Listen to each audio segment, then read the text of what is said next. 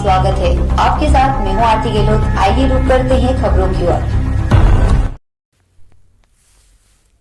बस्तर की बेटी नीलोफर ने बस्तर का नाम किया रोशन। छत्तीसगढ़ जगदलपुर बस्तर को लाल आतंक के नाम से जाना जाता था। अब बस्तर धीरे धीरे बदल रहा है। हर क्षेत्र में बस्तर की बेटियां उपलब्धियां पा रही है। इस बार शहर के पथरागोड़ा की रहने वाली नीलोफर खान ने देश की सबसे कठिन परीक्षा यूपीएससी को शानदार रैंक के साथ पास कर लिया है। नीलोफर ने यूपीएससी के द्वारा इंडियन इंजीनियरिंग सर्विसेज के लिए ली जाने वाली IAS की परीक्षा तीसरे प्रयास में पास की है और देश में 9वां रैंक हासिल किया है। यह एक बड़ी उपलब्धि है क्योंकि बस्तर से आज तक इस परीक्षा में किसी को यह रैंक नहीं मिली है। बस्तर से अब तक करीब आधा दर्जन युवा इंडियन इंजीनियरिंग सर्विसेज के लिए चुने गए हैं, लेकिन उनकी रैंक टॉप 10 में नहीं रही।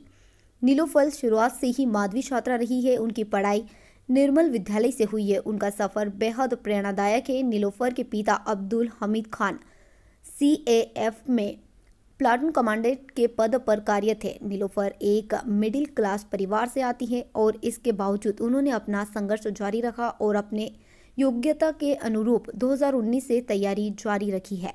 नीलोफर ने इस बार पूरे देश में 9वां रैंक हासिल करने का रिकॉर्ड बना दिया। ऐसा करने वाली पूरे बस्तर संभाग में एक लौती युवा है।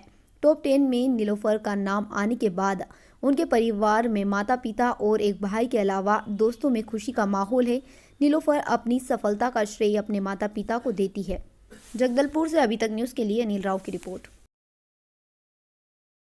मेरा नाम नीलोफर खान है।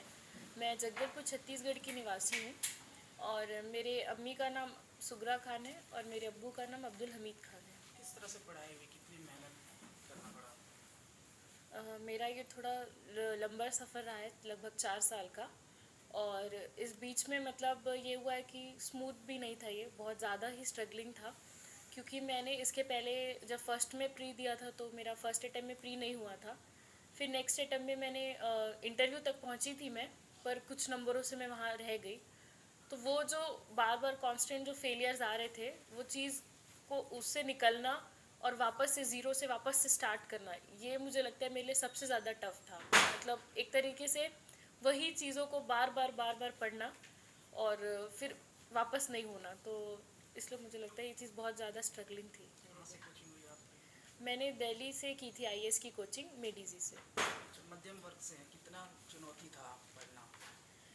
मतलब सबसे पहला ऐसा स्टेप था कि मतलब एक आइडिया था कि यहाँ पे तो कोचिंग का उतना अच्छा फैसिलिटी नहीं है, और मुझे IAS के बारे में भी कॉलेज से निकल के कुछ टाइम बाद पता चला कि ये ऐसा कुछ होता है। फिर घर में कन्विंस करना कि इतने दूर दिल्ली बाहर भेजें पढ़ने के लिए, तो ये एक अलग स्ट्रगल था। फिर जब दिल्ली में हम लोग गए, फिर वहाँ पे रहना, खाना, और वहाँ पे भी अपने आपस में एक अलग हर दिन का एक था। फिर वहाँ पे लोग जो आते थे वो अलग अलग शहरों से आते थे, जो पहले से हर चीज़ पढ़ के रहते थे। उनसे कम्पीट करना कि उनसे थोड़ा मार्क्स ज़्यादा लाना या कुछ भी, क्योंकि उनका ऐसा था कि उन्होंने पहले से पढ़ाई कर रखी थी, क्योंकि उनके कॉलेजेस में या फिर उनके यहाँ कोचिंग अवेलेबल थी। तो उनकी तरफ या उनके साथ पढ़ना और फिर ये सब एक जो फिर एग्ज़ाम देना रात भर जाग के या जैसा भी, फिर रिज़ल्ट देखना और उसमें आपका सिलेक्शन नहीं होना, तो ये पूरा जो प्रोसेस था ये ऐसा था। किनका सपोर्ट ज़्यादा मिला? मुझे सबसे ज़्यादा सपोर्ट तो अपने मम्मी पापा का मिला। मतलब उनका ये था कि उनको कि आप करते रहो, आपको जब तक करना है। उनकी तरफ से ना कोई रोक टोक, ना उन्होंने कभी इंटरफियर किया कि आपको क्या पढ़ना है क्या नहीं पढ़ना है, किस एग्ज़ाम को देना है। मतलब उनका था आपको जो करना है जैसे करना है, आपकी लाइफ आपकी मर्ज़ी, और उन्होंने हमेशा सपोर्ट किया जब मॉरली।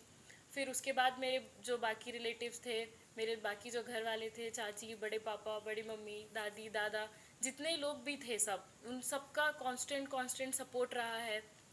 बाकी मेरे जो भाई बहन हैं उन सब ने मुझे सपोर्ट किया है। मेरे जो दोस्त रहे हैं वो भी, मतलब मेरे अराउंड हमेशा एक पॉजिटिव एनवायरनमेंट रहा है लोगों का, तो मुझे हर तरफ से सपोर्ट ही मिला है। मेरे तो शायद सिंक इन होने में थोड़ा टाइम लगेगा कि सिलेक्शन हो गया है, वो चीज़ को मैं एक्सेप्ट करने की कोशिश कर रही हूँ, क्योंकि बार बार इतने उसके बाद फिर एक्सेप्ट करना बहुत मुश्किल है, पर खुश हूँ मैं।